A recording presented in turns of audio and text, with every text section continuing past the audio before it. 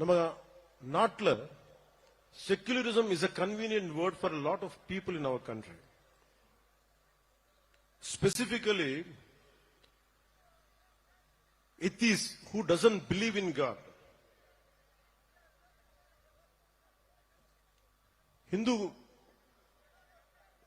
மத்தங்கள், what these atheists say, they don't believe in God.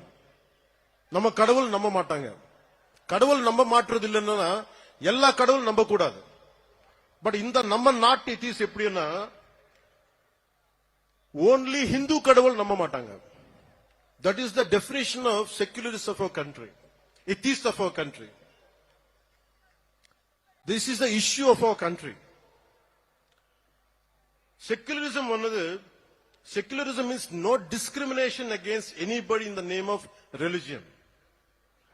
நம்ம நாட்டில் secularist வந்து no discrimination against anybody in the name of religion except Hinduism,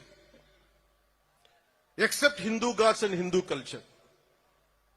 Hindu culture திட்டிட்டே இருங்க, Hindu gods abuse பண்ணிட்டே இருங்க. That is secularism for them.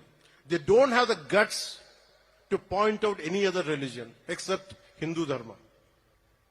இந்த நாத்திகர் கூட்டத்துக்கு secularist கூட்டத்துக்கு அரசமைப்பு சட்டம் கொடுத்த one great weapon is there.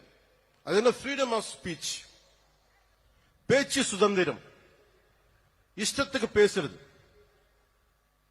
நம்ம கடவுளை திட்டுறது பழக்கமாயிடுச்சு. அவர்கள் கடவுளை திட்டினாலும் நம்ம எல்லாரும் கோவப்படக்கூடாது, கவலைப்படக்கூடாது.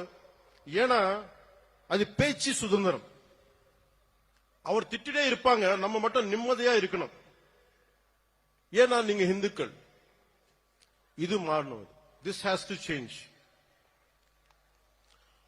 If this does not change, it would be very difficult to sustain our religion, our dharma.